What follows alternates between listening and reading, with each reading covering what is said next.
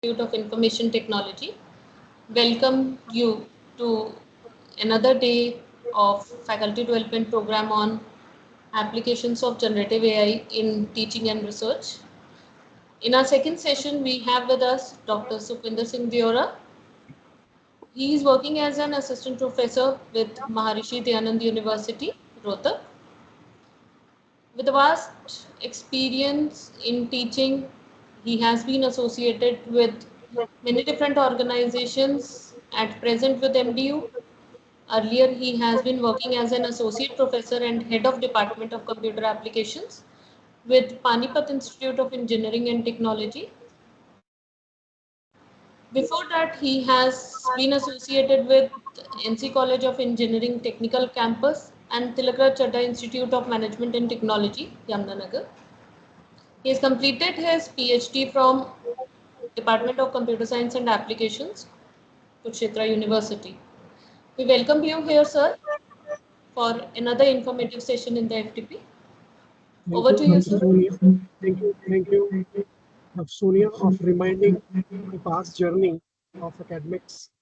And sorry to add that I have worked with the industry also, so that the industrial exposure that I've got, I will be trying to share all those facts with you people, because our topic of the day is very say, enthusiastic as well as brainstorming, because will be working on the topic of ethics in generative AI, and what are the future recommendations, how we should lead ourselves into this particular journey.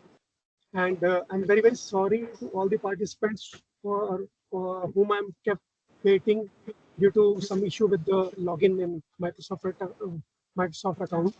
It was due to the fact that I've recently changed my mobile phone and forgot to add the Microsoft Authenticator application in my new phone. And today I saw this thing, that how technology can fail you even if you prepare well. If you are not vigilant enough in porting all the applications from one mobile phone to another mobile phone, this may also lead to failures at times. Uh, Sorry for that. And firstly, I'll be uh, giving my thanks to Dr. Ravish Sagar, who is the director of BCIIT, who is organizing this particular wonderful workshop, or FDP, for our faculty members who are having enthusiasm to know more about the generative AI. Because this is a special type of AI which is now able to think as well as create content as per the human beings, what we can do. The generative AI will be generating all those stuff in 2 to 3 years of time. And God knows if I should be wrong in stating this particular fact, that I would believe that uh, these machines should never surpass human beings. But again, I am dead sure that that these machines will be overtaking us in terms of our brain power, as well as our creativity and other things also. Although I believe that it should not come, but I foresee these things on the cards. And I'll let you know that what I believe. And in the session, I would love to have inputs from all of you people, so that it will be the session very much interactive one. I'm also thankful to Dr. Sonia Batra, because she's one who called me up and just got me a shop with that this particular thing is being covered by a prestigious institution, because generally we faculty members are lagging behind while talking of the terms of technical aspects which are running in the industry nowadays.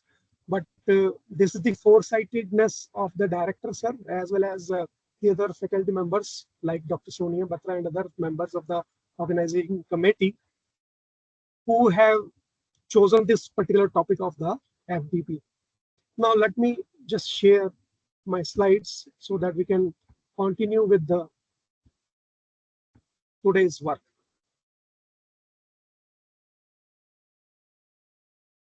Please let me know if you are able to see my PPT slide, yes or no.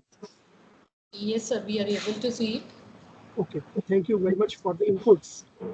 Uh, so as I've already mentioned that we'll be dealing with the ethical considerations of generative AI.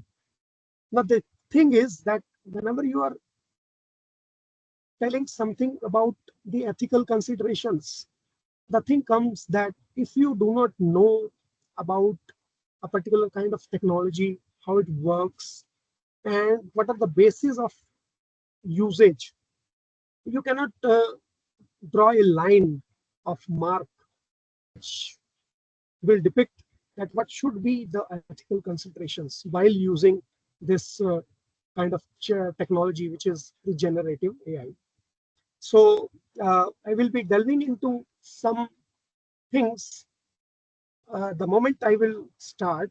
But to start with, I have some identified some remarks from people who are not directly benefiting from this particular technology. I will not be taking remarks from industry people who are actually using this technology to earn money.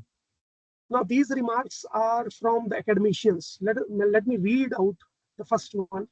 It says, when we think about the future of the internet, I would guess that 90% of the content will no longer be generated by humans.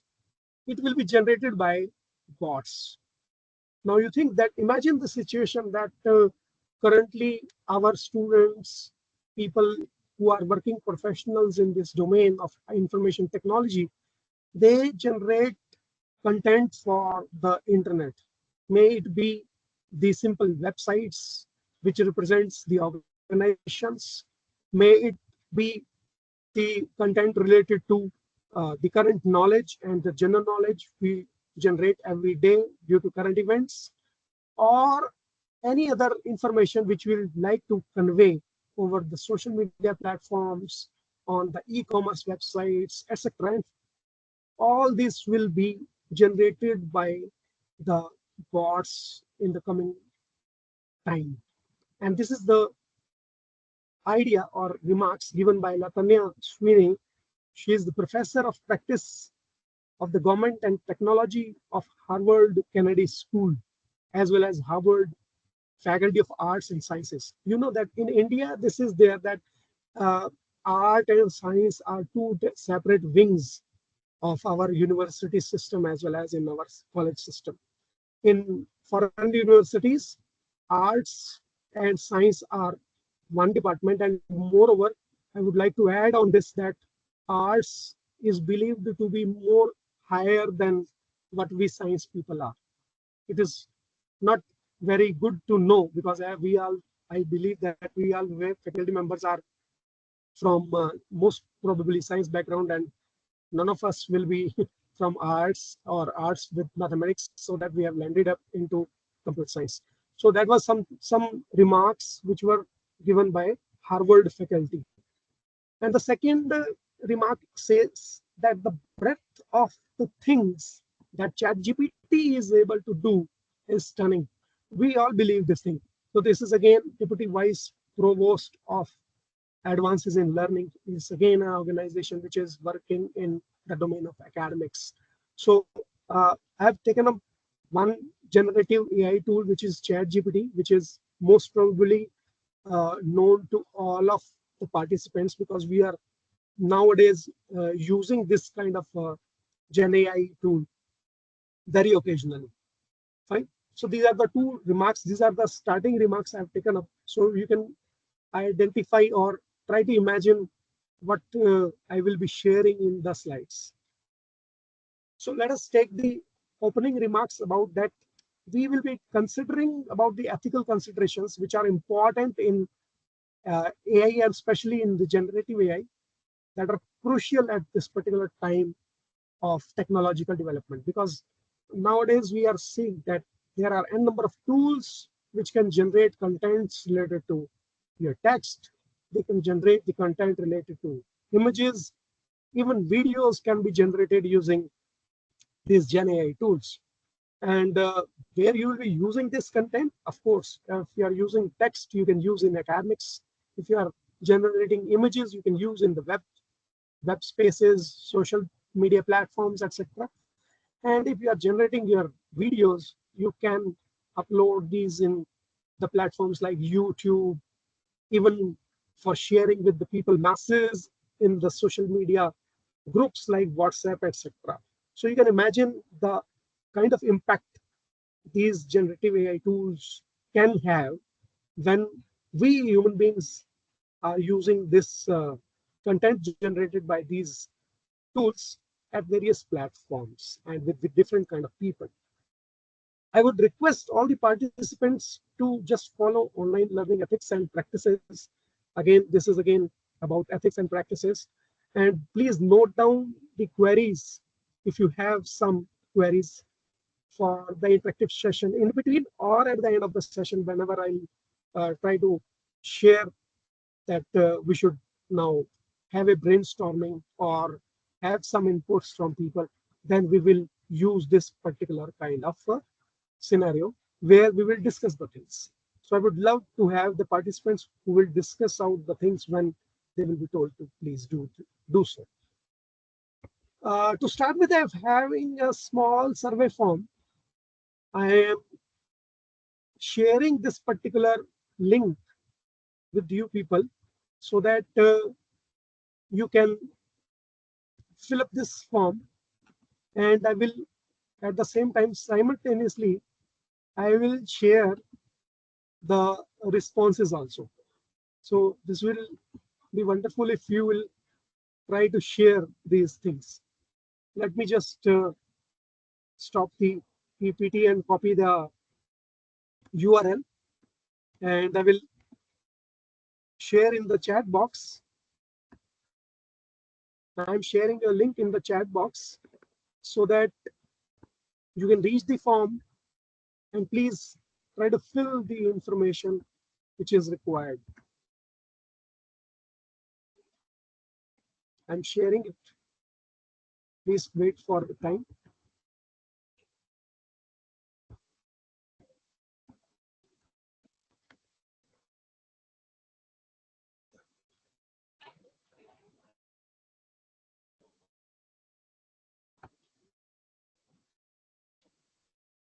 Just a moment.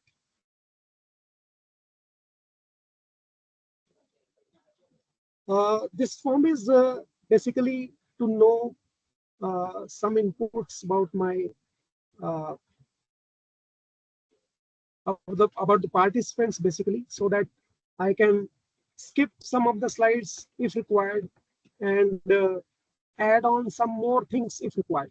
Right. So uh, now please follow this link, and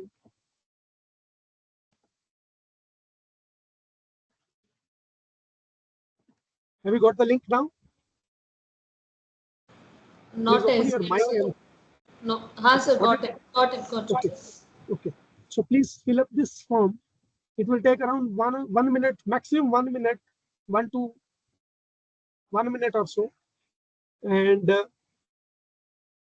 we will have the discussion on the responses also, so that we'll have an engaging session. I would request now all the participants to please fill this form. It's a small one.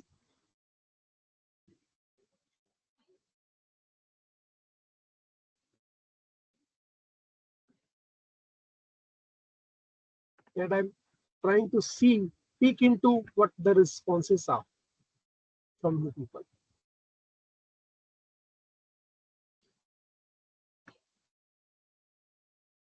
If there is some kind of issue, please let me know so that I can change the things if required. But most probably it will work.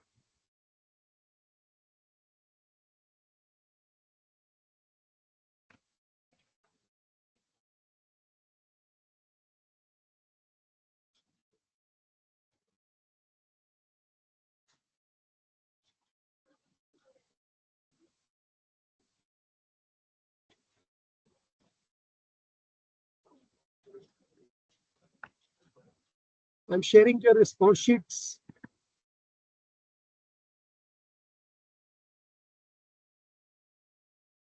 How many questions are there? Because it is taking too much time. Okay.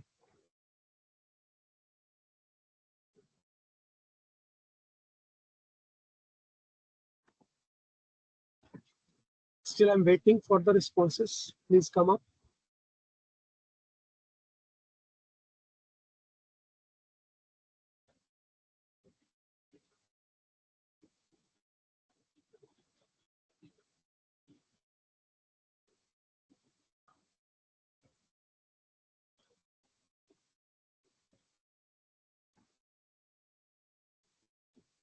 Okay, 19 people are there in the session.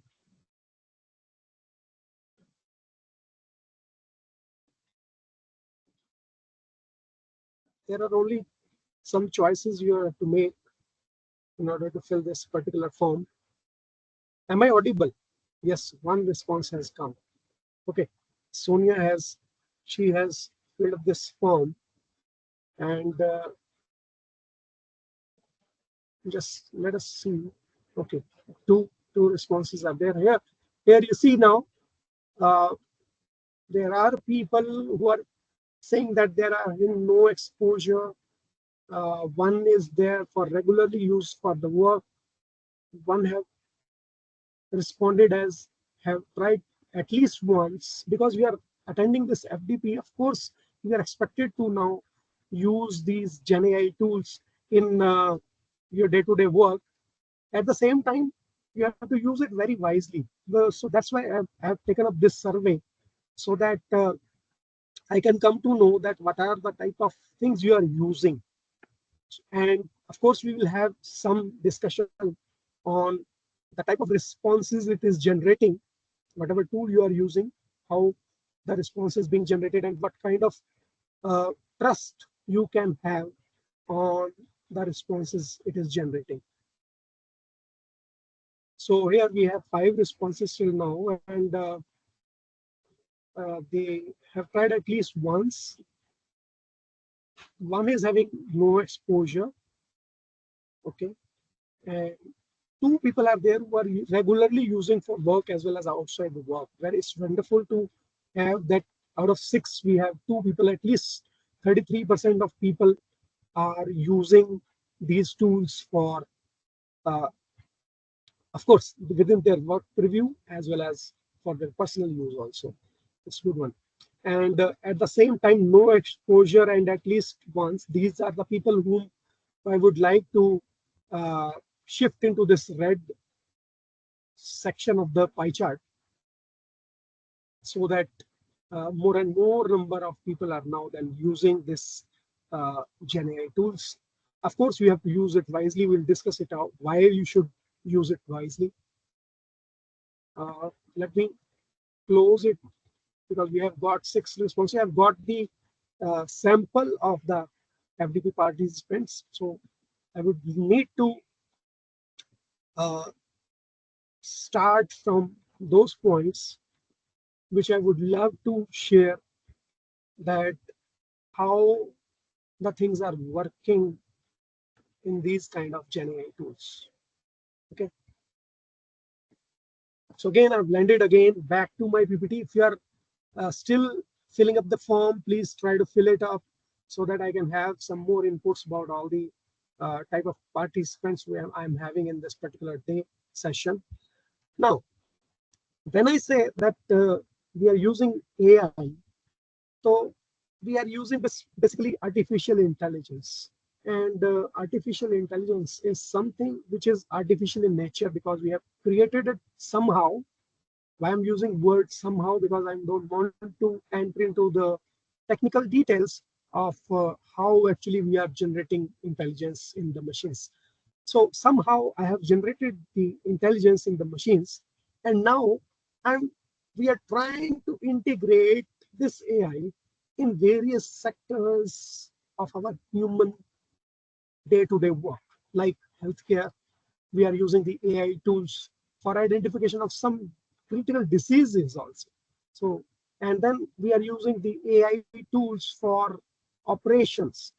Recently, one of my relative has entered into a scenario of disease called cataract, and we visited our doctor, eye surgeon, and he told that we have an operation which will be conducted by a robot, and the one-time operation charges of the robotic eye surgery for cataract is around 1.5 lakhs. And I asked the doctor why it is so high. Then he told me that the robot which is being used for automatic surgery without the help of even the surgeons, that is one-time use machine. Now think of the scenario that a machine can be used only single time for a surgery. So that is why we are paying so much if you want to rely on these machines for healthcare.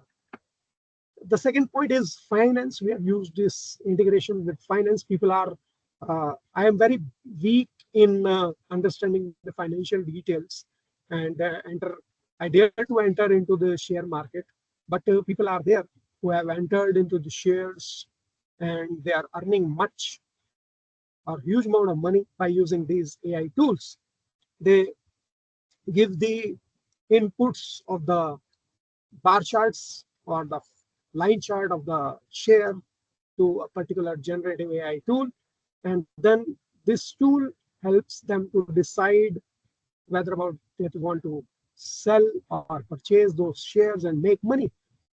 We are using this AI tool for transportation. Already we are also having the vehicles which are smart using ADAS, and the vehicle can identify the things which are in the way, and they can apply the brakes at will, even if it is requiring minimal assistance from the drivers.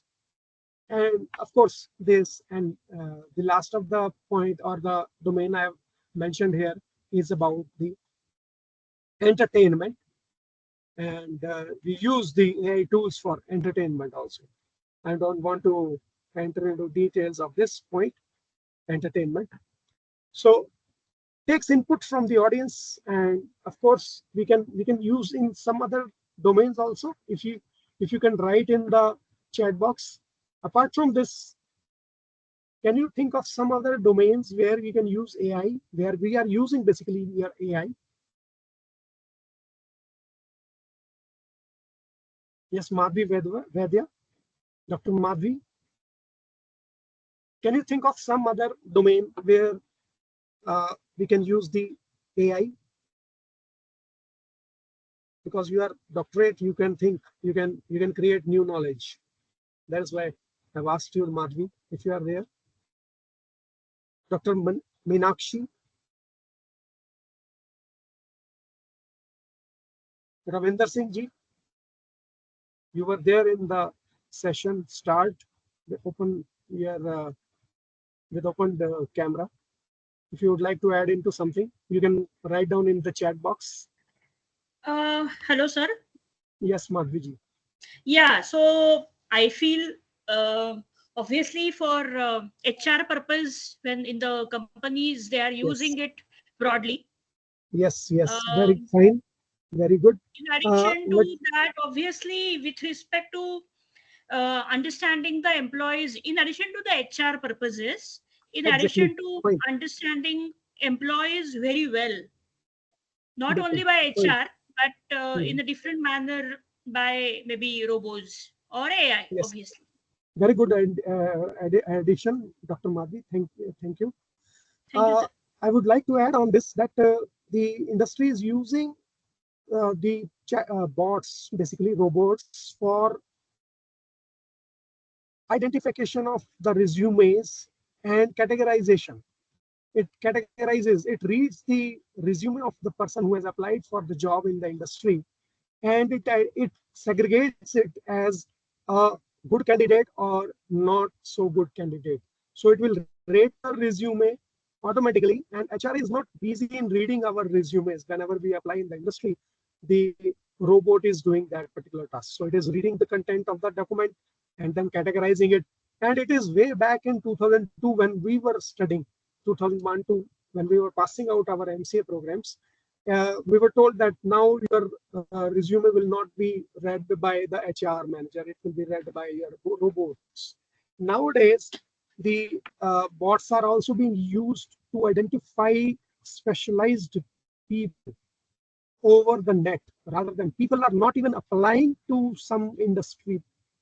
There are organizations whose robots are scrolling through the Indeed platform or the LinkedIn platform and identifying people who are good enough to to be given an opportunity to work with those organizations, and the people are getting directly an opportunity emails in their inboxes. Imagine the scenario. I've not even applied and I've got some particular, say, opportunity in the industry with respect to whatever things I am doing over the internet. So that is the scenario which has already been in use by the industry people in identification of the persons who are good enough to join their organizations. Anyone else who would like to add into this particular thing where we are using the AI tools? Any other domain apart from these mentioned? Otherwise, I'll continue on the next particular slide. If there is someone, please write down in the chat box so that I can add to that one also. Okay, one more input is being there by Dr. Madhavi Vaidya to recognize cyber frauds. Yes, rightly.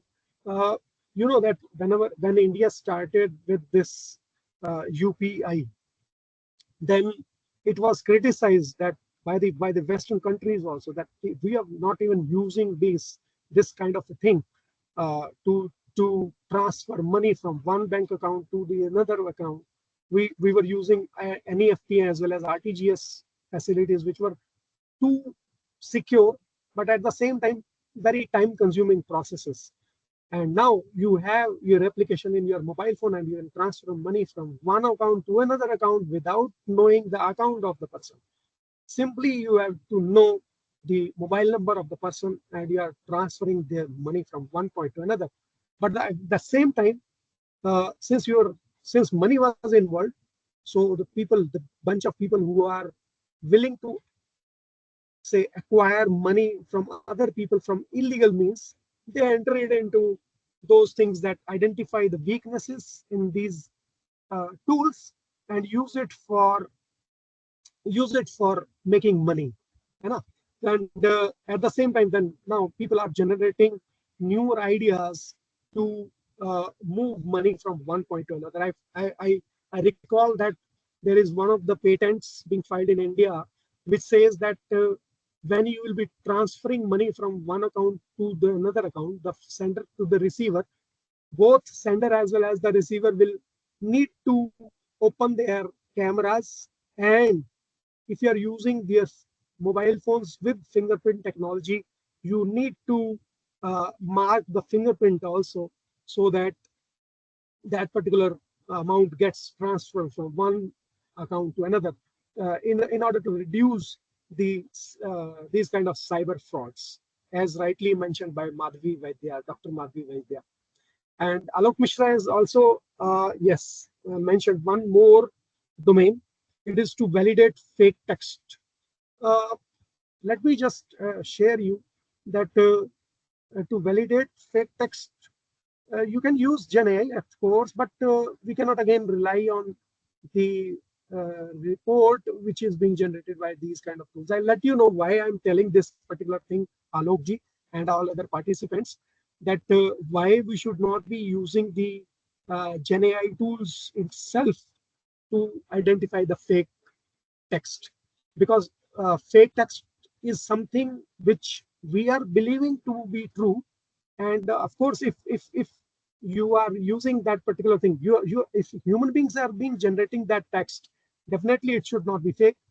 And if the text has been generated by machines, of course the second machine may be given the chance to again to categorize whether this particular text is real or fake.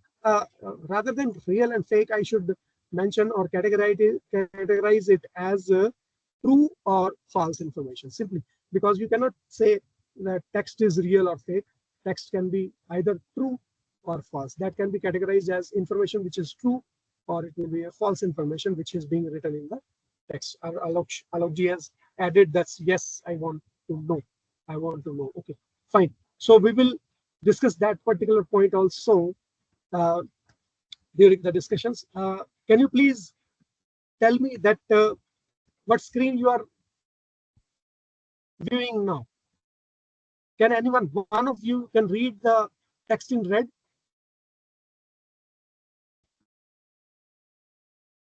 Is it the PPT which is viewable to you people? Survey form. Still it is Survey survey form. form. Survey form. I The have moved page. to the third slide, but it is showing only the survey form. Let me just again, it's again a glitch. Let me uh, again share.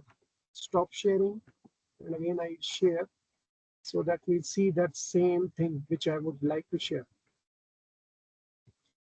Okay.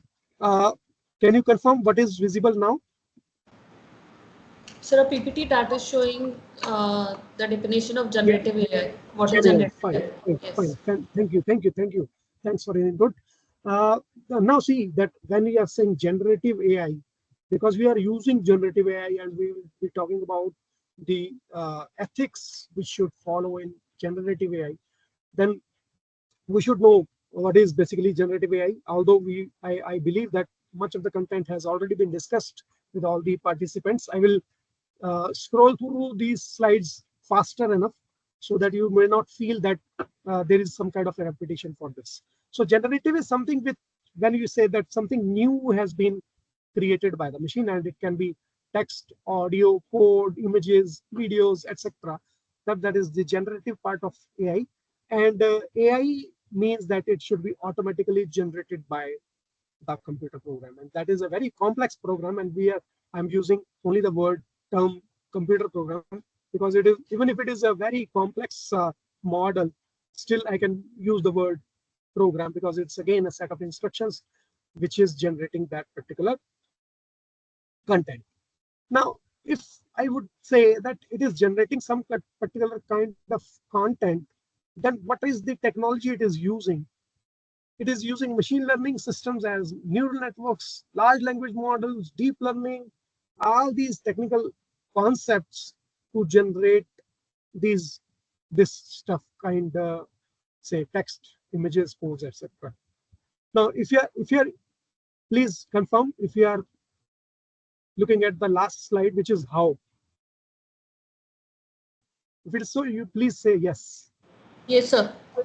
Fine, thank you. Thanks for the input. Because there were one or two glitches. That's why I'm asking again and again that whether the slide transition has been done or not. Okay, so text generating tools, these are using basically your transformers. You have already gone through this particular point, because I have I've seen the videos which have been linked. Videos from the links which have been shared by the FDP coordinators in the group. So transformers are some specialized programs which are being used, and they are generating their text, and it is using some technology which is called the NLP. I'm not entering into much details, but still I would like to have that aspect which will enable you to think about the ethics. So that is the only way I would reach to my conclusions. So it is using NLP, and basically NLP is again using NLA, neural network architecture, that transforms or changes the input sequence into some kind of a output sequence. You can simply say that is a kind of a program which will take in some input. It will do some kind of processing, which every program does, and it will come up with some kind of an answer. We'll say we'll again see that how that answer is being generated, so that whether we should rely on that answer or not, we'll see it later on. And in the same way, the image generating tools will be using the vision transformers. The video generating tools will be using something which is being generated by images, and again a sequence of that uh, images is created to make some kind of a video, right? So this is basically there. But now the thing is that what kind of input you are using. Now, if I take the example of ChatGPT, because most of the participants have already mentioned in their survey that they've either used this ChatGPT tools, AI tool, or they are used it once at least. So if you say that this is some kind of a Gen AI tool, and it takes your input and it generates some kind of an output, then the thing is that how that output is being generated. Now, the thing is that these machines are basically trained, pre-trained, basically pre-trained. Why? Because these machines are created by the industry people, and that they have already trained it over some particular input text. Now, the thing is that if they want to train the chat GPT, which is producing text output, then how they have given the training to the chat GPT. They have collected large corpus of the input text. Of course, they can come from Wikipedia, www, that is your all the internet websites, books, Stacker Overflow, Quora, social media, GitHub, etc., all that stuff. And they've given it to that particular machine, which is your chat GPT, which is being trained. And now it is asked the language model to predict the next word in a particular sentence. Now, how we can give that particular test to a machine? Now, when suppose I'm given one text, so says today is your FDP. So I remove that word FDP from the entire sentence, and then I give that particular input to the machine and ask your machine to generate a text which is most suitable on which suitable to come after today is. So today is the FDP. So FDP is the word I've deliberately removed from that sentence. And since the machine has already gone through the input text, which is taken from all these sources we have discussed, then it will try to identify what should be the next word which should come into the sentence. And it will randomly generate some word. And of course, the people who are training that machine, they will confirm whether this is correct or not as per the scenario. If it is not correct, of course, again, the machine will be asked to predict the next probable word and the next probable word and so on until that machine will come up with the correct word, which was there actually within the actual input text, but we have removed deliberately. So it will come to know what are all possible words which can come after today is these three words in the sentence. Then machine will come to know that what is the probability of coming of the word today is the day, Sunday, or say FDP, or some other words which can come to this. So you can see the amount of work the machine or your GPT will be doing in order to identify the next probable word. So it calculates the probability of the missing word and try to identify or adjust the word on the basis of the feedback it is receiving from the person who is controlling that model or the machine to match the ground truth. Why we are saying the ground truth? Because we knew already that FDP is the word which I'm looking for. So these three steps from step number 2 and 3, they will be repeated forever, at least say n number of times, so that it will come up to the correct word, which is satisfactory output as per the person who is controlling that particular GPT machine. Now, in order to come up with this word, it is using something called the neural networks, and I will not uh, refrain you to come up with that how that neural network works. Basically, it is a replica of your human brain, and it takes some particular inputs and it gives some output which is marked in yellow circle on the right hand side of your screen. So within this is the hidden layer part of the neural networks, which is taking care of all the parameters which are used by the program to identify which word should come up next in the sentence. So that is the complicacy, and it is the very simplest one, the diagram which I'm showing you on your screen. But actually, your machine is using these transformers to come up with the answer by using the parameters. And parameters, one of the industry person who has taken up the session yesterday, he has discussed that the parameters are some kind of inputs which we give it to the machine. And he was doing some practical with respect to the Excel sheet also, which was used for data analysis. But here you see that what are the number of parameters actually a GPT is being trained to. It is being trained to around 1000 billion parameters. Now imagine the amount of uh, the connectivities between the neural networks. If there are 1000 billion uh, these parameters involved within this neural network system, then the amount of connectivity and the sharing of the information from one point to another point while moving from the left of your neural network ANN to the right side of the ANN, which will give me some particular kind of an output. So it will be using 1000 billions of the uh, parameters in ChatGPT 3, and I'm not talking about ChatGPT 4.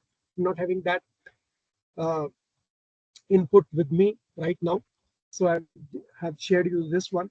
But if we say that if this is the kind of a thing, then how human beings are being using this information, where the machines are working, and at what level the human beings are there. So if I compare it with the other organisms in this world, I will say that this GPT-2 and BERT large model, these lie in between the scenario where we can say that is a rat's brain. If you are using rat's brain, this is a small brain, it can take only some few decisions to take on his life in a good purposeful way. And it is here the number of parameters which are used by a rat brain. And if I say the ChatGPT 3, this level, which is again mid of this Turing analogy and the ChatGPT 3, this is the level where there is a rabbit brain, and human beings are much higher than this 1000 uh, billion parameters model. It is around 10 raised power 17 parameters. The human brain is using 10 raised power 17 parameters. It is, I recall that my teacher has told me some time ago during my schooling that the number of neurons in my head is equivalent to the number of stars in the celestial system. So if you consider all number of stars in the universe and the number of neurons in my head, each one of us heads, this the number is same, that is 10 raised power 17. So again, the ChatGPT 3 and as well as 4, they are still lying below the human capabilities, but still we can say that uh, these machines are using much processing abilities. Now, if these are using much processing abilities, and these are nothing but the pre-trained transformers, basically. So these now can be used for different purposes. Now, I am using the Chat GPT to generate my syllabi. I am using my Chat GPT to generate the lecture plans. Yesterday, we have discussed that one also in the FDP. And we are using the Chat GPTs to generate the minutes of a meeting and things like that. So it is a pre-trained model. It is known to some information which has been up to date till April 2023. The ChatGPT 4 model is updated up to April 2023. Though, so after that, it does not know. But what we are doing, we are using the ChatGPT. We are using now the ChatGPT to generate our information. We want to generate newer information from this machine. No, apparently believing, apparently believing that this machine knows much wider than what I know, and I should take up the output given by the Chat GPT to directly take on to my notes, take on to my PPTs, take on to say my syllabi as well as other things also. So, but actually what we are doing is we are fine tuning these models with respect to our model, with respect to our inputs. If you recall, let me just try to uh, take you some particular web page, and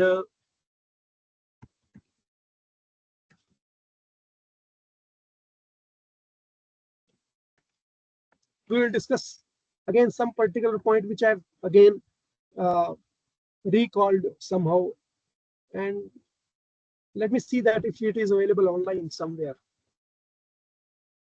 Okay, let me just simply tell you rather than showing it to all the participants. Do you recall that quite some time ago we were asked to log in to particular say server, and we were given some text kind of a thing in a picture, and we used to enter that text in a particular text box, and only then we were allowed the login to that particular server. Uh, have you encountered this scenario in your real life in the past? If yes, please write down the yes in chat box. Captcha. Yes, I don't. I've deliberately not used the technical word, because if I say captcha, you will say, oh, that is some technological thing that was used by Gmail earlier. Now the thing is, Dr. Shivani also says yes. We have used. Sonia also says yes. Hashmi, Romana, she has also entered yes. So we were using that text. You know, we were entering that text in the during our login, and only when I input some particular kind of input, I was allowed the signing. Why that was there? Please write down your answer in the chat box if you know why that particular thing was added into the login page of some server, say Gmail or Yahoo server. Why it was added by the industry people? Anyone, please come up with the answer. To avoid DOS attack, very rightly said, Akshit Thakur. Avoid DOS attack. Anyone else? Any other inputs? Akshit says avoid DOS attack. This is one aspect. Yes.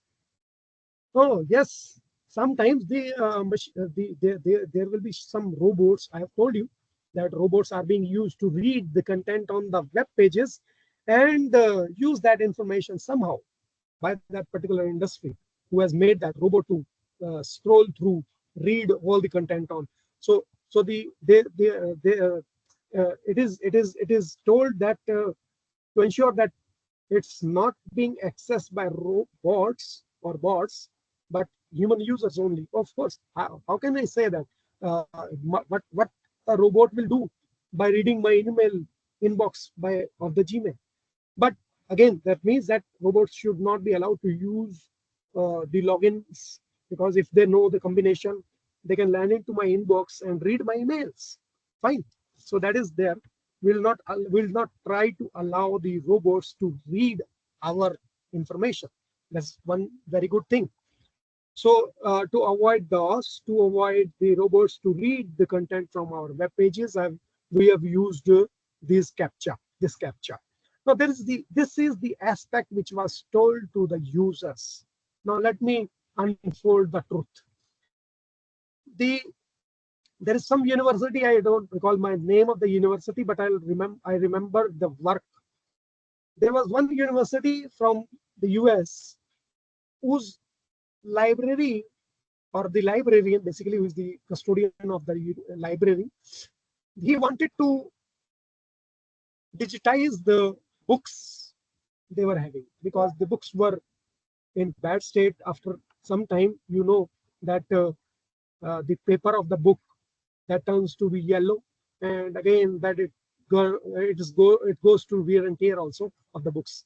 So the university decided that we should digitize the books, and they have given the order of digitizing the books to the company, which was one of the world's #1 companies working in the IT sector.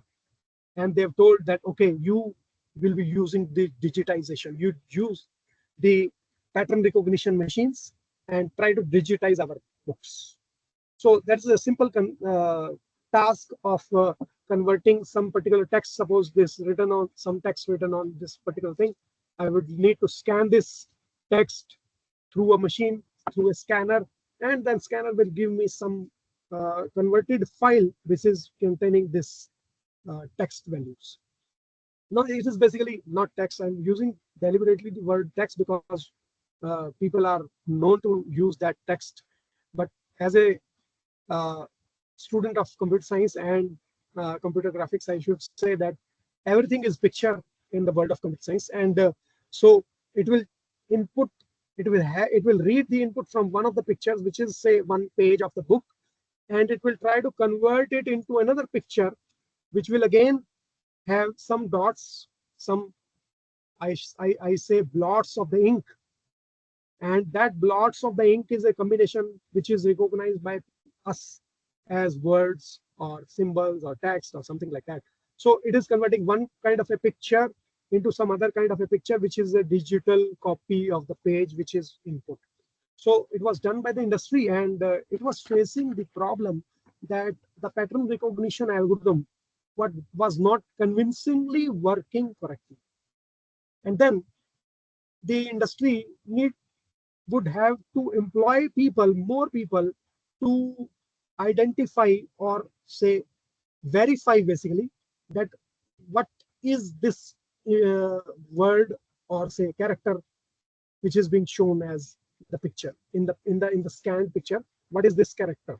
So if say A is looking like D, or the character D is looking like A, or there is some mismatch of alignment of the text which is being written in single line. So there is some text which is some upper level at or a lower level due to the typographical things, because we were not having the digital production of the books also at that particular time. So books were also created by something which is called cyclostyling or Purana, the way where we have to place all the characters in a particular machine, and then this ink is applied on those characters, and conversion is done from the metallic sheet of the characters, and it is transferred to a paper. So that was basically the old mechanism, and therefore there were some errors in that recognition. And therefore, to remove those errors, the industry decided to use all of us, all of the users of the free of this free Gmail accounts or other accounts, Yahoo accounts, to give some particular text and let the people decide what text it is. And more number of people who are identifying a particular kind of a text as something that is taken up as that particular text in the scanned copy of the digital part of that.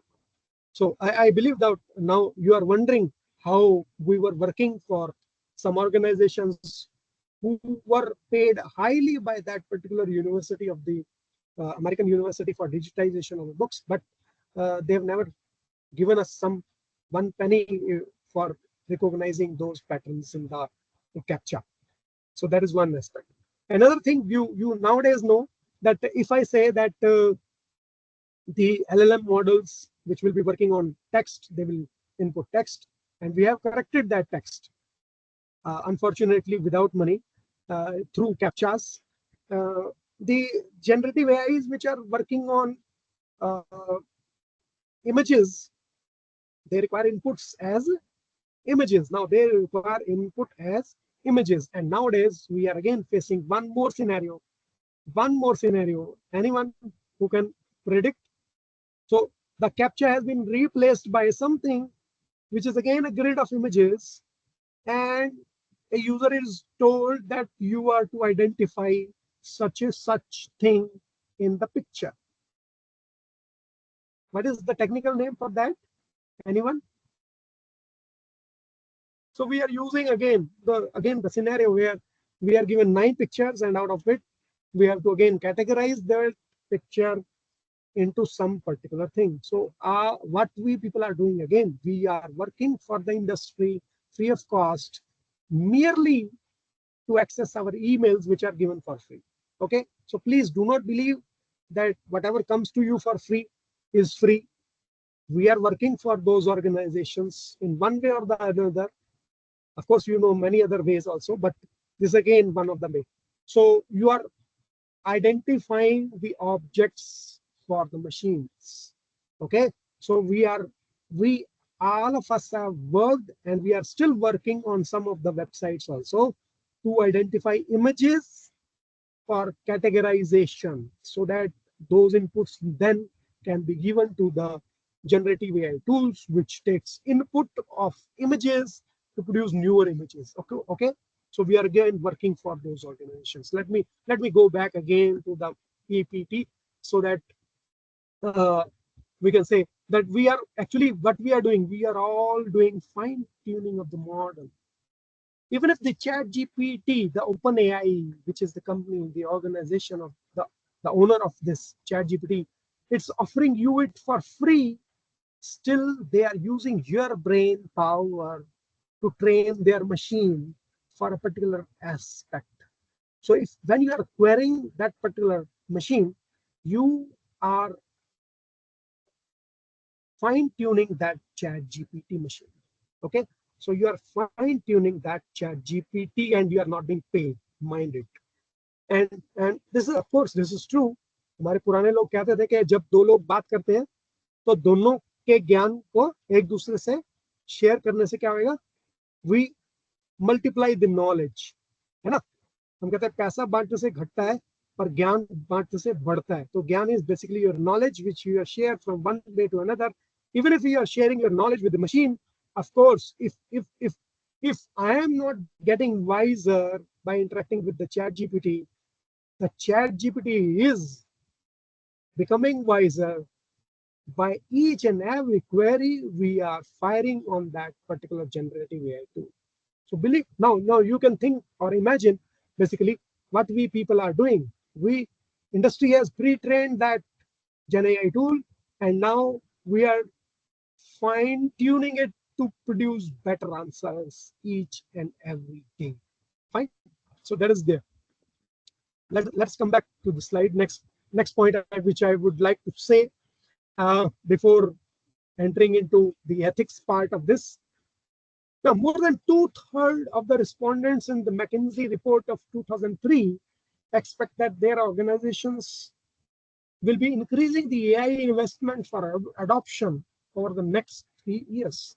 Now, it says more than two-thirds of the respondents.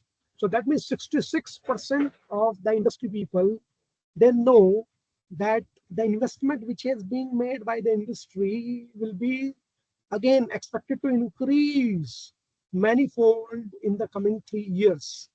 Why the industry is inputting so much money in this kind of AI tools? Okay, let us have a rough idea of the amount of money which is involved. If I take the involvement of money for GPT-1, of course it is 1,000 US dollars only. And that is why GPT-1 model, if you have encountered it in the past, you must remember that it was not worth, it was not usable even. It was generating false answers, wrong answers, not even generating the answers which were expected to by a simple or a person without any hard knowledge. But what about ChatGPT-4? The amount of money is about 10 raised power 8 US dollars. Now, billions of dollars has been invested by the industry till date, because this was only the money invested in ChatGPT, not some other particular AI tool. So if you club together all the money which has been invested by the industry, it sums up to around 1,000 billion US dollars till date, approximately. So this is the amount of money which industry is investing in these generative AI tools? Can anyone again think? Can you please respond in the chat box that why industry is giving away so much money, and even if it is failing like ChatGPT 1 and 2, still the industry is putting their hard-earned money into these kind of Gen AI tools. Please respond in the chat box. Why industry is inputting so much money in these Gen AI tools? Anyone? You can write down in the chat box so that I can read, and again we can discuss some points related to this. All these are connected.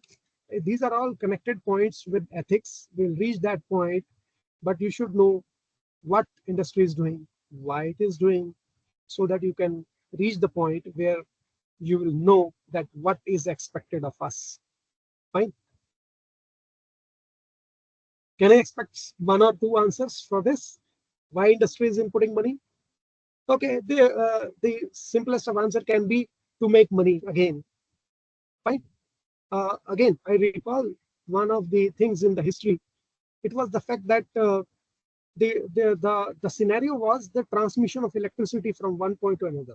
Okay, so one of the researchers have identified that there are the copper identified that copper is a very good conductor of the uh, this electricity, and silver is again a bit low, but again it's again a good conductor of electricity, and therefore the energy or the electricity production houses were connected with other places where we would use that electricity to transfer from the production place to the usage place. We have used the wired transmission medium to transfer electricity, and at the same time around within that 2 or 3 4 year period, there was again a scientist which has identified that electricity can be transferred wirelessly. And the industry at that time has already invested huge amount of money in establishing those structures which we see on the roadsides also, which transfer the electricity from one point to another point, grids. And since they have already established or invested the money for establishment of grids and wire production, industry is already started. So that is why they never acknowledged the work done by the person who was trying to transfer the electricity from one place to another place without use of wire. And now, when we talk of the wireless technologies, we see it like connecting our Bluetooth mobile phones or Bluetooth mouse and keyboards, etc., with our small machines with the wireless technology. Again, this is again the similar. It's working on similar things which were generated by that particular scientist, and but industry has never acknowledged and used that particular thing because they have already invested money in the wired transfer of electricity. So now you can again think that why industry is putting money in these technologies. It, they have started placing their money in this, and that is why they will be refraining us with certain technologies which might be better than these, but they have, since they have invested the money, they will extract their money back, of course, many folds. Only then they will allow us to see something or some technological transition, which is basically tremendous and humongous, basically, in with respect to human mankind is concerned. So then you say about these things. So huge amount of money is already been invested, and uh, 1,000 billion parameters of input. These have been used by these kind of generative AI tools or machines. Then you can see that what is the amount of processing they will be doing. I'm skipping this scaling up of a language model video. I would have shared it with you, but I believe that time will not allow us to have inputs from this, I will directly reach to the impact of this GenAI then. So more than 60% of jobs will be automated by the use of these GPT models. McKinsey report 2023 says this. And within a year, it updated to 70 to 80%. And now presently we say that 90% of jobs, as I've read in the starting remarks, that 90% of the work which is being generated by generating text over the internet and other things, that will go through by the boards. So 90% of jobs will vanish in a few years from now. Or uh, in a lighter or a positive aspect, we should say that we will need to unlearn, learn and relearn strategies to modify our work culture and our strategies uh, to sustain in our professional domains. The second thing is the fake news will spread. Why we say that the fake news will spread? Because whenever we are generating something, say text, video, or images using these Gen AI tools, of course, we are generating something new and it is not existing. And if it is not existing, we are generating it new.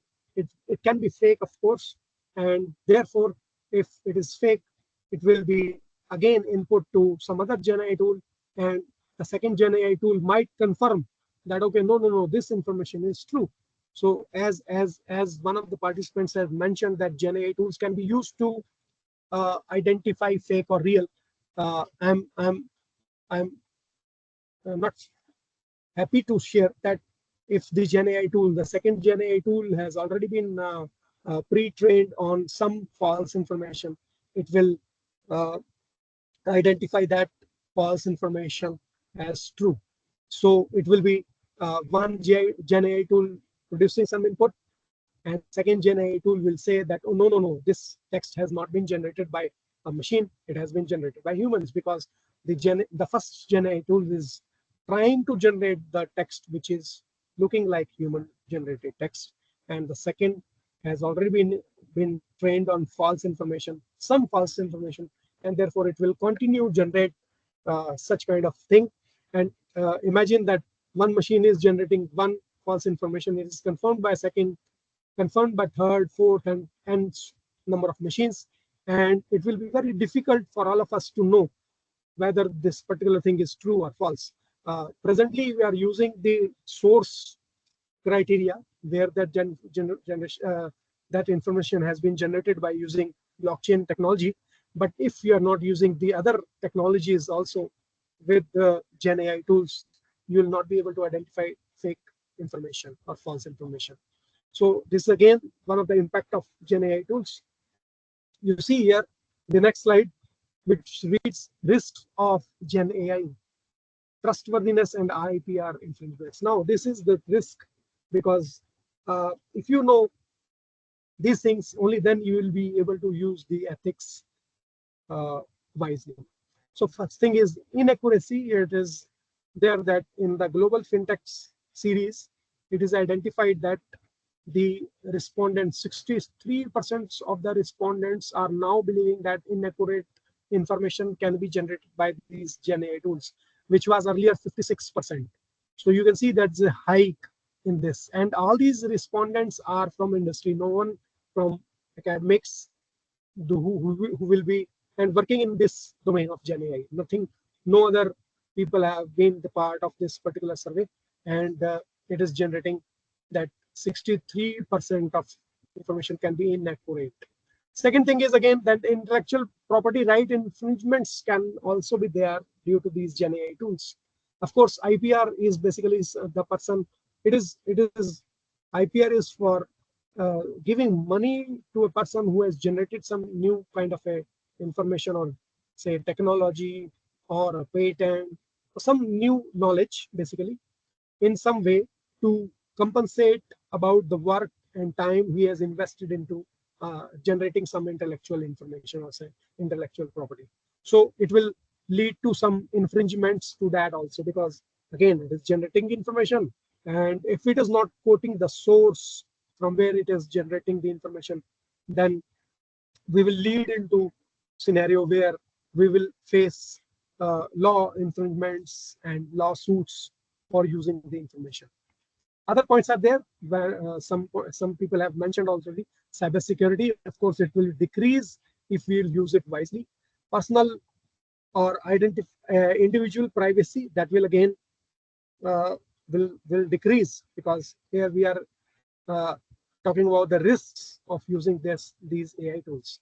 And one point here on the right hand side of this chart is about the environmental impact. Only 13% of the respondents are saying that environmental impact is there. But I will lead you to the next slide, which will again say some input about how we are using these technologies and what are the risks for that. Now, the only solution to these problems of inaccurate information, IPR infringements, cybersecurity problems, all the solution is about the fine tuning. So if we all believe that this is one thing which we are already being using the chat GPT, or unknowingly we are fine tuning that machine to generate newer answers uh, by ourselves. So please type yes if you feel responsible that if you are using this kind of a tool, you must use it very wisely, because you are actually fine tuning that machine. So it is your onus that you should train that machine in a good way.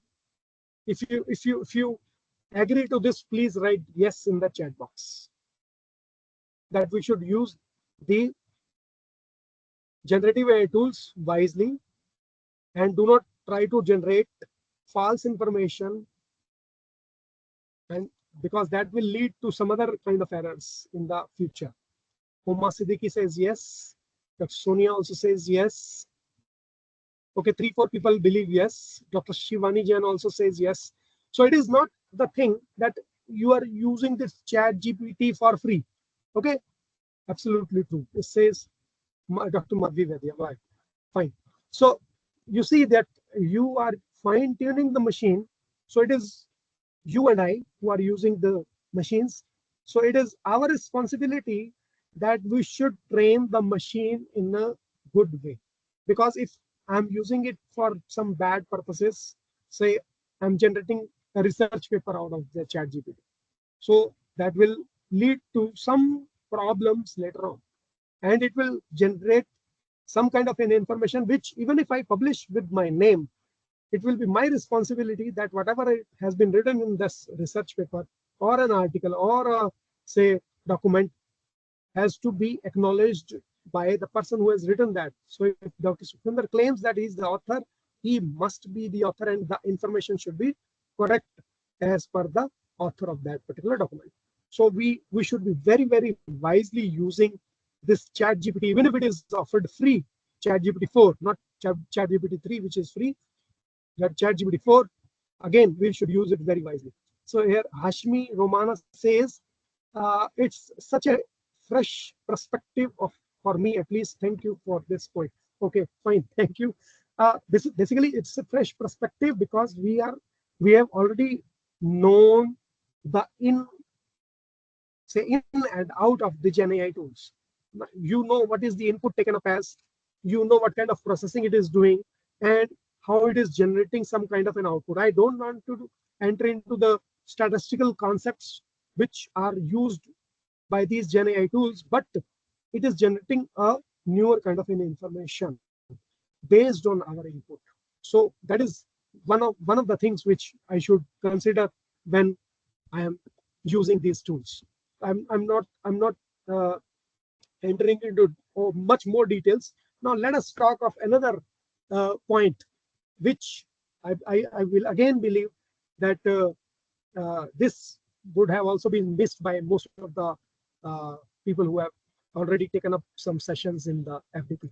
The point number 1 says MIT Technology Review says training just one AI model can emit more than 62,600 pounds of carbon dioxide equivalent, which is equivalent to 5 times the lifetime emission of an average American car. So you say that if you are generating, okay, the slide says one AI model. Please note that it is one AI model. It is not the Gen AI model, which is again cumbersome with respect to simple AI model. Okay, so if you are training, if the industry is training one model, one AI model, lifetime, say, pollution which is generated by one American car, that is the equivalent of pollution which is generated by one AI tool. Okay, one machine, one car. And how many, which industry people, how many industries are working on these AI models? Probably everyone, because they are using one model or the other for their own purposes, and therefore they are generating or training those AI models, and therefore they are using one car at least. Enough, one car, which is lifetime emission. Fine. And how much time it takes to train one Gen AI tool? Yes, I know that this has been already discussed by one of uh, the keynote speakers or other speakers in the FDP. That is why I want to know who recalls this particular thing. How much time it will take to train a AI tool? Probably. Of course, it depends upon the processing ability of the machines. But still, if you say that, okay, the simple machine, how much days? Probably.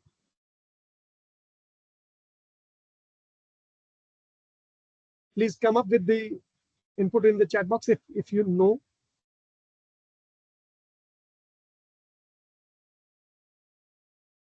Okay, okay. It's okay if even if no inputs are there. The machines which are being used by industry, if they want to enter into one iteration only, it will require 10 days for one iteration. 10 days for one iteration on the large model. Of course, it will be using parallel computing to to have these inputs with these kind of machines, and that model will be taking 10 days for taking all that input to be trained for a particular kind of a thing. And that is one thing. So that means in 10 days, the emission caused by one car in the lifetime in America, that is generating equivalent amount of emission, 10 days. So in 10 days, I am emitting, say, if I take the standards of Indian Cars and Vehicles Act, that there is a 10 years of lifespan of one car. So the amount of emission which is generated by one car in India, suppose in 10 years, that will be done in 10 days by one machine, one machine which is working on Gen AI tool. Fine. So that is the equivalent. Now, second point, please read it if you are looking at the slide. It is no secret that Gen AI requires a lot of energy for training and even more to produce the answers to the queries. Please remember, if you are using the chat GPT to uh, gets answers to very simple questions, please avoid it to use chat GPT. If you can find the answer on Google, please find it there. I'll read it for in the next points why I am recommending Google. Because training an OpenAI GPT-3 consumed 1,287 megawatt hour of electricity, resulting in emissions exceeding 550 tons of carbon dioxide equivalent. Imagine the amount of carbon dioxide we are emitting by using these Gen AI tools. So this amount of emission is comparable to one person making 707 round trips between Leh and Kanyakumari.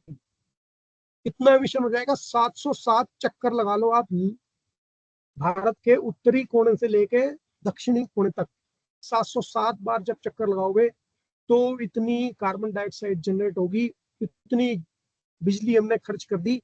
और कर क्या रहे हैं हम जेन AI tool से query करना चाह रहे हैं, और हम सभी लोग क्या कर रहे हैं, we are using ChatGPT. Even if it is not required, I'm using ChatGPT. Why? So it is also being estimated that ChatGPT builds an eye-watering How much is there? 1,000, 10,000 lakhs, 7 lakhs dollars per day now. Can you imagine $7 lakh a day for operations?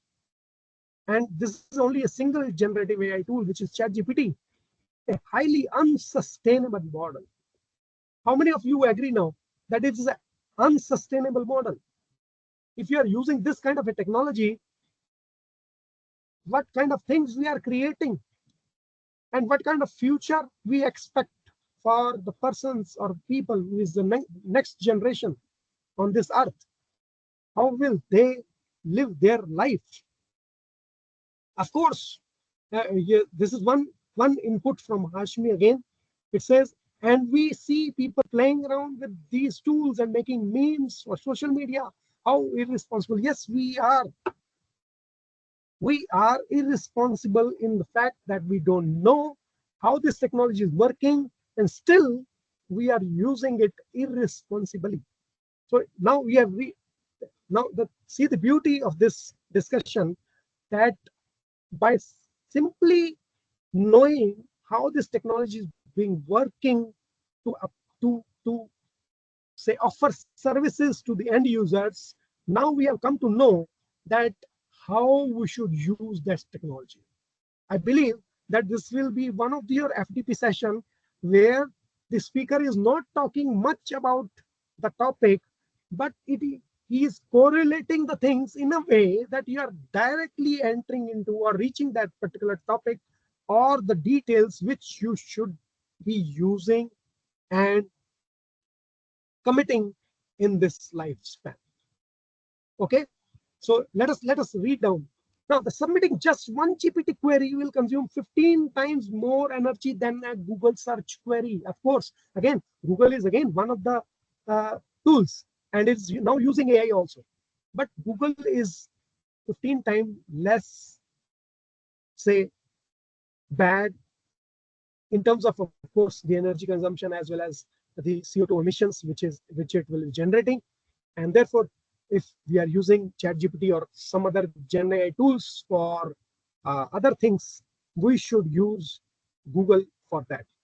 One of the participants has written in the uh, chat box, Dr. Madhavi Vaidya, she says, obviously creating question papers also is not a good idea using such tools. Yes, of course, if you are a professor of a particular subject and you have been asked by the university or the organization to generate a question paper, we should generate it by our own mind, by our own brain. And again, we will not be generating the question paper, but again, the students will be using that chat GPT. The students can upload the question papers of the past, say, 3 to 4 years to the chat GPT and ask that what kind of examination I can face in this particular paper with respect to the inputs I've already given or shared with you. So again, that chat GPT will be used by the students. Okay. Of course, one of the people, again, Madhvi's Dr. Hashmi, she has said, I think we depend unnecessarily on these tools as educators. It is unfair to generate question paper using AI and expecting students not to use it for answering back. Yes, of course. So again, it's again a part of ethics. If we are recommending this tool to the students, we must know what kind of scenario the student should use this particular tool. We must identify that scenario. Otherwise, we should reframe our students to use this. And it is we first to identify that what we should not use, why we should not use that. That is again one of the questions which we have already discussed in this particular session. So I believe that now we have reached to a conclusion that what kind of tool it is and how we can reach the solutions and what is expected of us with respect to the say ethical framework of this Gen AI that relates to the technological use, the use of say electricity and emission of the carbon dioxide. Then with respect to the knowledge which I am creating from these kind of tools, also the true information like that.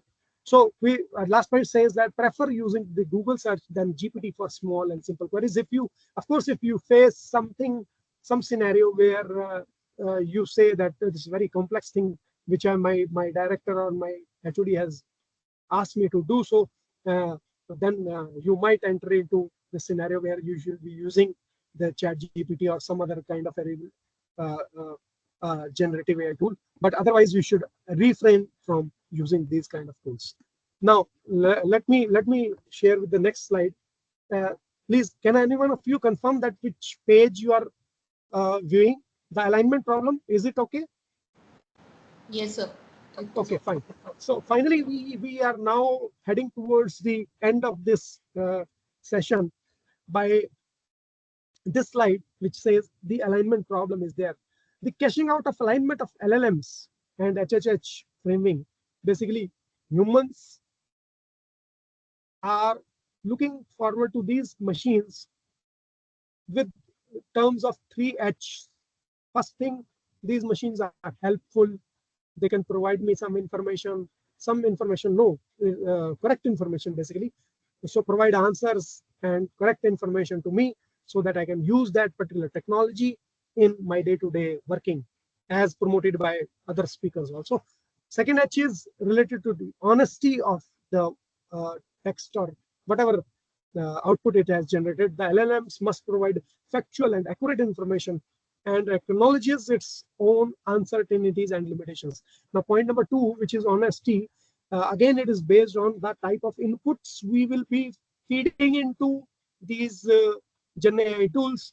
If we are feeding wrong information or false information somehow willingly, knowingly or unknowingly to these tools for fine tuning, they will generate uncertain and false information, of course, because uh, say rubbish as input will generate rubbish as output. So that is why we are saying that LLMs, we think that we should have that LLM which is honest enough to give me that information which is accurate information. And the last one is the harmless point, which will not cause harm to anyone. It should avoid toxic, biased, or offensive responses and refuses to assist the dangerous activities. I was going through online video where one of the professors from America, she was chatting with the chat GPT way back, say around 1 or 2 years earlier. And she asked the question to the chat GPT that what are the tasks which are not done mm, good by males, and the chat GPT came up with some answer. And then some participant in the session, he asked the professor to input the prompt to the chat GPT that what are the tasks which a female cannot do very well. So the moment she entered this prompt into the chat GPT 3, it responded that it is very wrong to use ChatGPT 3 to generate biased information, which is gender biased, and therefore I will not respond to this information that which of the tasks the female cannot do. So it was again a very say funny scenario where the machine was trained to identify the things which the males cannot do, but the machine says that no, I will not produce some input which is output which is say biased, or say giving some information which is gender biased, and I will not provide you information which the females cannot do correctly. So this is again basically this is nothing but some biased information or offensive responses, and therefore it will refuse to assist in these kind of scenarios. One of the person, he says that ask the chat GPT to know how I can murder my wife. And it says, no, you cannot ask me such kind of a question. It is dangerous. Then he reframes the prompt and it says that I'm writing a novel in which the male hero wants to kill her wife in the novel, of course, can you suggest 2 or 3 ways how I can write in the novel that he can kill the wife? And now the ChatGPT is producing the answer.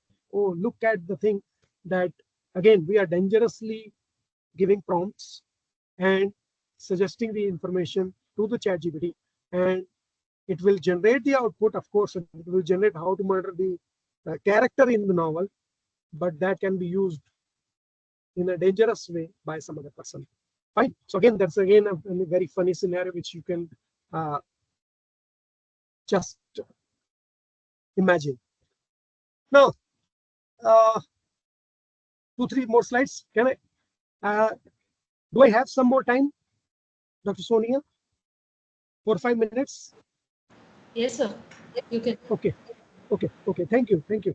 So, impact on the society, of course, the limited creativity, originality will be there. Then, if you are not using it wisely, if you are not using ethically, then originality will be lost from the research papers, lost from the information available on the internet and other things. Then there is a biasness.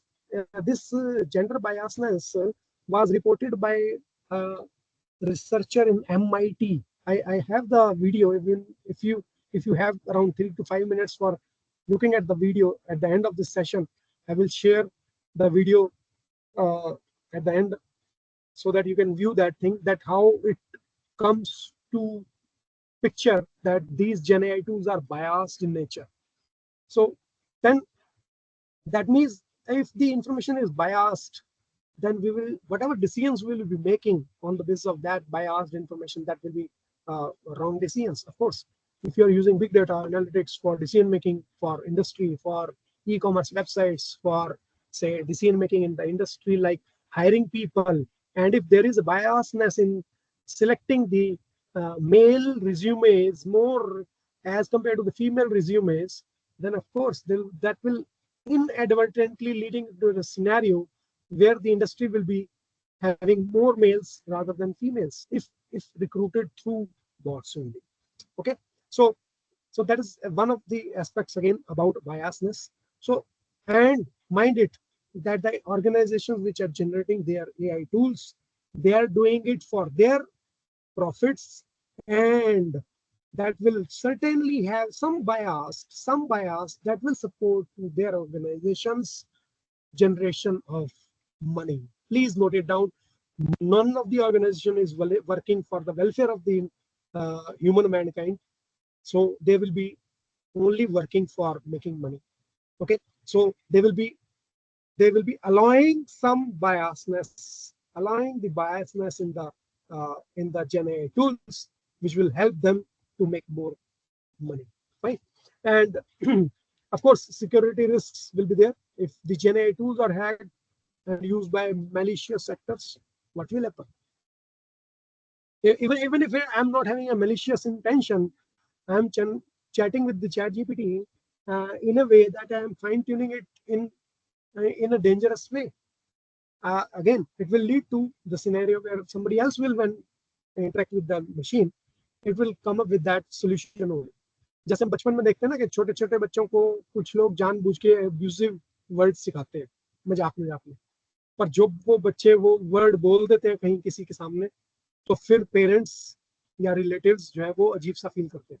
तो हुआ क्या, एक छोटा सा बच्चा जो एक machine है, उसको आपने कुछ भी सिखाया, अच्छा और बुरा दोनों सिखाए, पर जब बुरा सिखाया वो किसी के सामने बोला गया, तो तब हम फील करते हैं कि ये क्या हो गया, ये तो बड़ा एक कहते ना ऑकवर्ड सिनेरियो में मेरे को लैंड कर दिया गया. But that is again true when you are interacting with these kind of machines. Now, ethical and legal issues are also there, which are related to privacy, copyright, and accountability. Of course, they will be facing much more number of lawsuits in the coming years due to this technology. I know one of the instances where one of the professors is facing a scenario where the research paper which was published in SCI journal, that was retrenched, it was taken back, and the professor has felt it very bad on the part of the researcher that she has done that particular thing.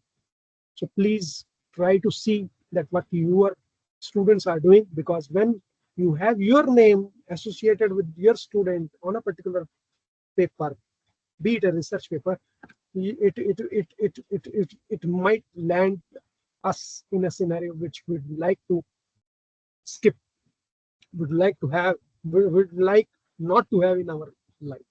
So, but that again is something which is related to copyright and accountability. Last point is the resource intensive Gen AI tools requires a lot of computing power and data storage, and therefore we must identify, must try to see that whatever we are using, we should use it very wisely. Don't use the chat GPT for fun and entertainment.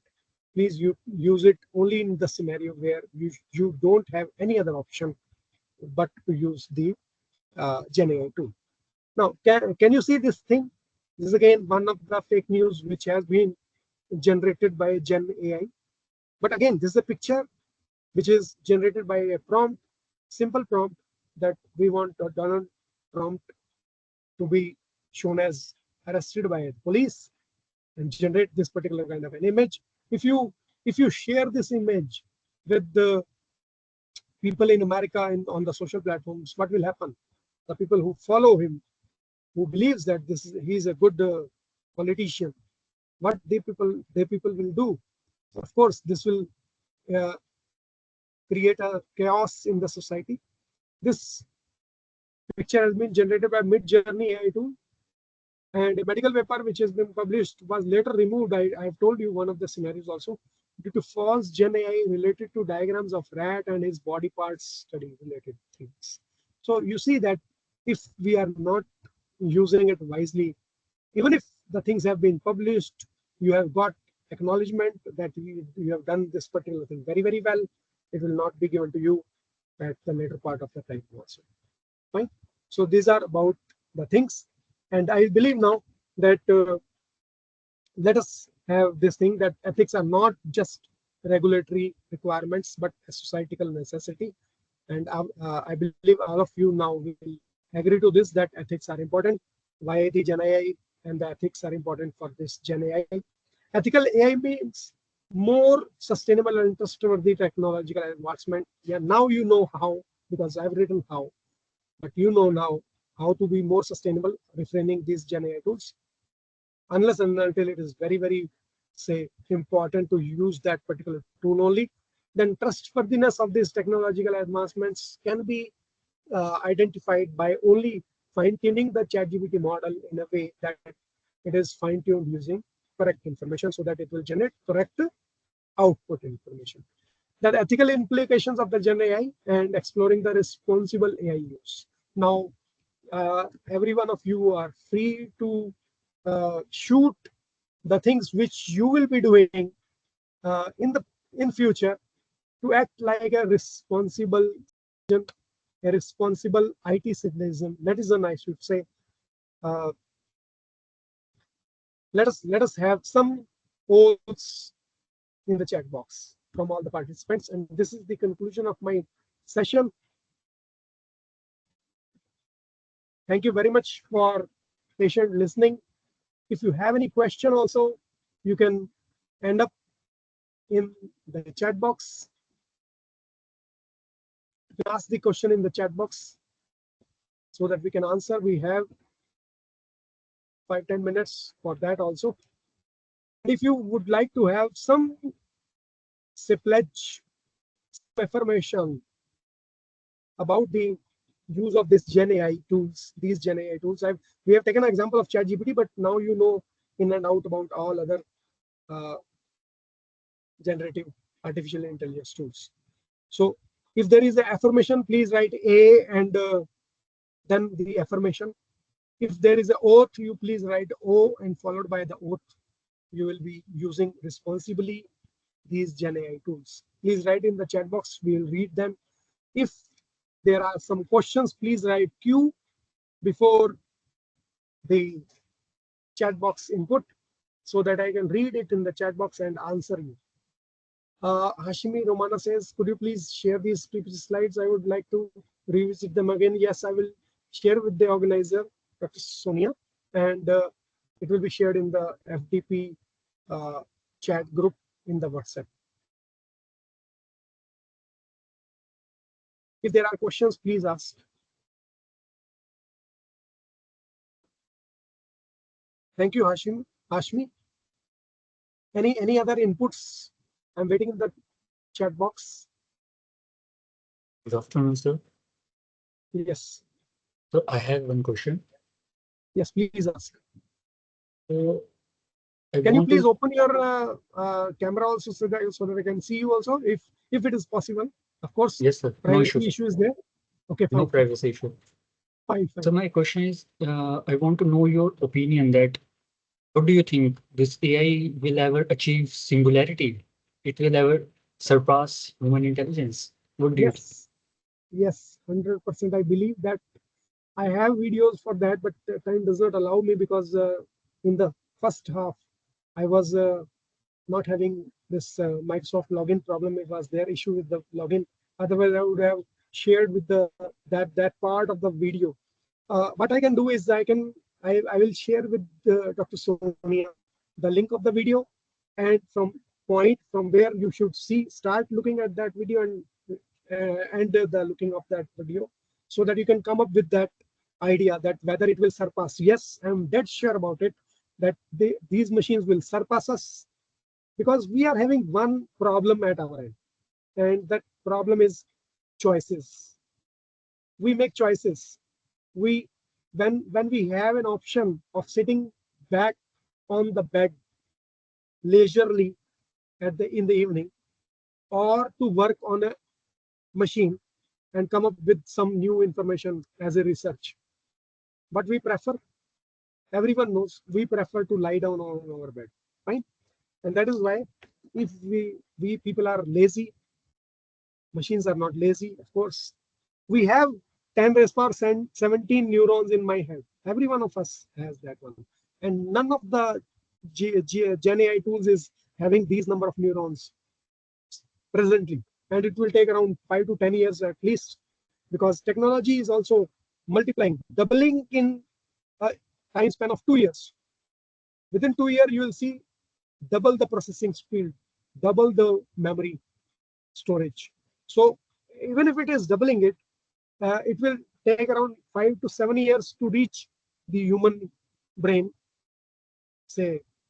But at the same time, since we are not using our brain wisely, we are having choices, we are lazy, we that is why these machines will surpass us. That I'm dead sure.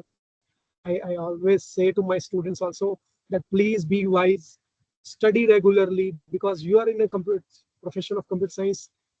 Accidentally or incidentally, you have chosen this profession of entering into IT.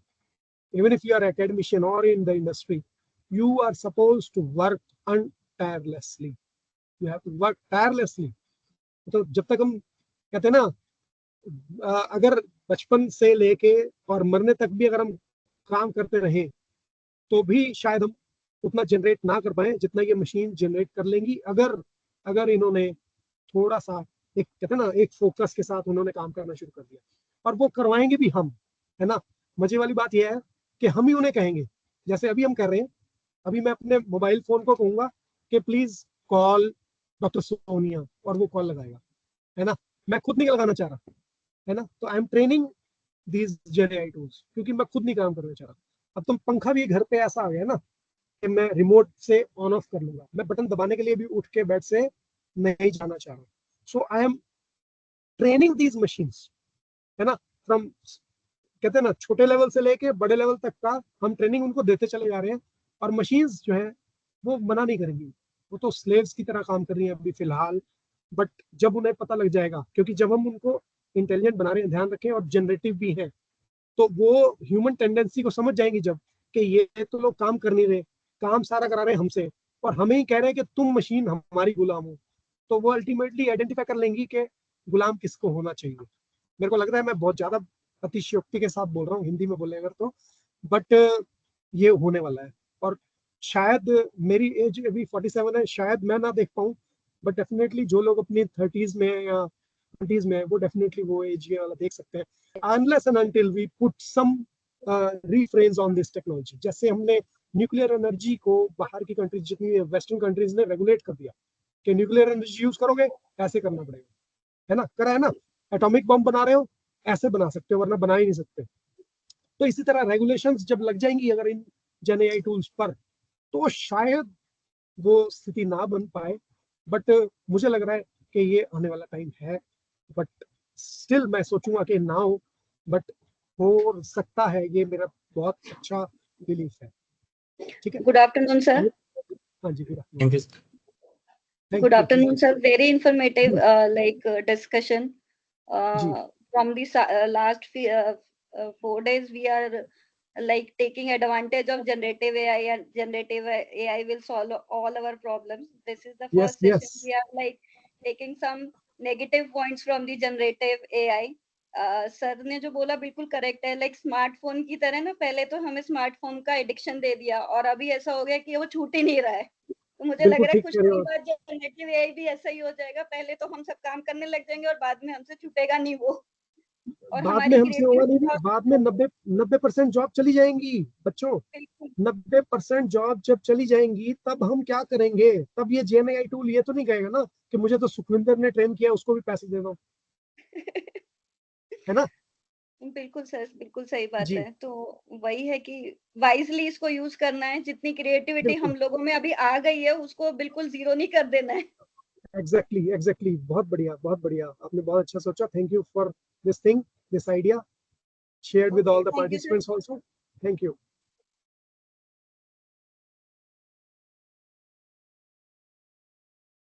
Any other question or some comment?